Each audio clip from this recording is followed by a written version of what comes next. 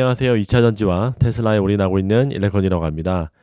사실 2차 전지 주가가 굉장히 요즘에 좋지가 않습니다. 반도체는 날아가는 반면에 상대적으로 포모를 느끼시는 분들도 굉장히 많을 거라고 생각이 됩니다. 그리고 최근에 제가 방송을 많이 하지 않았었는데 그만큼 물론 이제 개인적으로 좀 몸도 좋지 않았었던 부분도 있었지만 2차 전지 섹터에 뭔가 이렇게 뚜렷하게 호재 같은 것들이 나오지도 않았었고 잠재되어 있는 리스크들도 좀 많이 사실 있어서 뭐 이런 부정적인 것들에 대해서 많이 말씀을 드리면 너무나 좋아하시지도 않고 오히려 비난만 속출하기 때문에 좀 자제해 왔습니다. 그래서 저도 자산이 조금 많이 회복을 했었는데 많이 이익을 좀 거뒀었는데 그런 것들이 좀 줄어들어 있는 상황이기도 합니다. 그럼에도 불구하고 이제 어느 정도 어두운 지점, 이 2차 전지의 가장 부정적인 김현수 애널의 터널의 가장 어두운 지점에 대해서 좀 말씀을 드려보도록 하겠습니다. 결론만 말씀드리면 어느 정도 제 속의 생각이 이거 보기 전에도 제 생각은 이랬어요. 약간 진짜 이제 더 나올 거 없나? 진짜 이제 약간 느끼는 거는 호재에 기다린다는 것보다는 이제 더 나올 악재가 좀 많이 없어지지 않았나. 어느 정도 개인 주주들이나 이런 공포에 사로잡혀 있는 가장 끝단의 어느 부분, 이게 제가 뭐 내일 당장 내일의 주가를 뭐 예측할 수는 없겠지만 어느 정도 우리 심리적으로 하단에 있지 않나라는 생각이 들어서 한번 오랜만에 또 방송을 해드려 보도록 하겠습니다. 여기 말씀드렸던 것처럼 포스코 퓨처함하고 LNF 공시는 이미 다 우리가 알고 있었던 이슈입니다. 우리가 포스코 퓨처함도 GM이랑 이런 것들이 좋지 않아서 많이 못 나갔었고 실제 리튬 하락도 반영돼서 이 판가들이 결정되는 것들에서 다 알았던 겁니다. LNF도 역시 알았던 겁니다. 다만 이런 것들을 단순히 볼 건 아닙니다. 왜냐면 이 GM 같은 경우는 앞으로도 더 줄일 것으로 예상되고 있고 특히 LG에너솔루션 같은 경우도 줄인다고 했기 때문에 요거 공장을 그래서 1, 2분기가 좋지 않은 것도 맞습니다. 특히 그 LNF 같은 경우도 이 테슬라 직납 공시가 연장이 안 됐다라는 것은 분명히 좋지는 않은 겁니다. 그렇죠?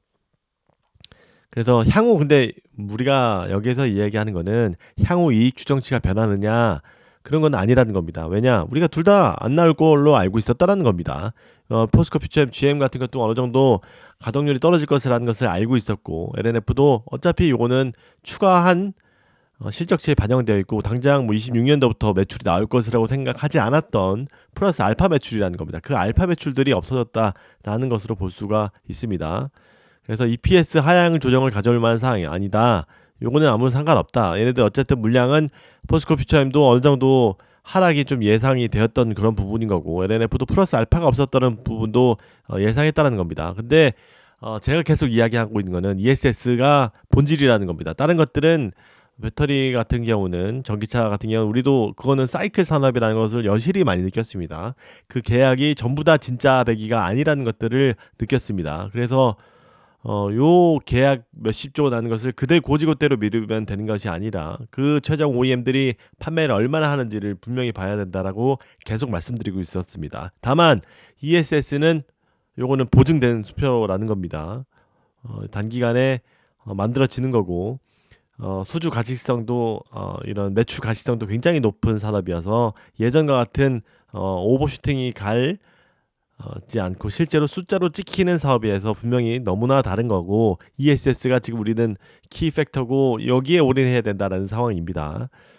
그래서 보면은 당분간에 사실 반등 동력은 부족한 건 맞습니다. 뭔가 ESS에 대한 수주 소식이나 이런 것들이 일어나지 않으면 뭔가 딱 사실 계속 안 좋은 얘기밖에 안 나올 거예요. 전기차 안 팔린다. 뭐 실제로 테슬라도 이번에 4분기 컨콜에서 그렇게 잘 나오지 않았었잖아요.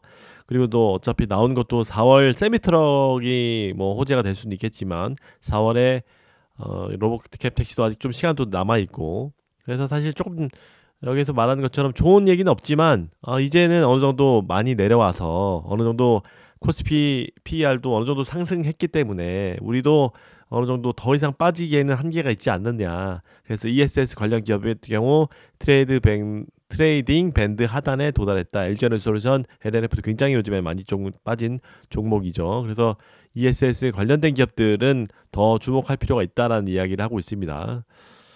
가격 기준으로는 매수 가능 시점에 부합하나 보다 더 좋은 시점은 계속 그래도 아직도 조금 1월 말 실적 발표할 때 뭐 전기차가 부진하다, 뭐 GM이 또 좀 줄일 거다, 포드는 더 완전 줄일 거다, 뭐 CATL의 기술 라이센스를 통해서 포드가 뭐 할 거다, 이런 좀 부정적 이야기들이 사실 조금 잔잔바리로 나올 거예요.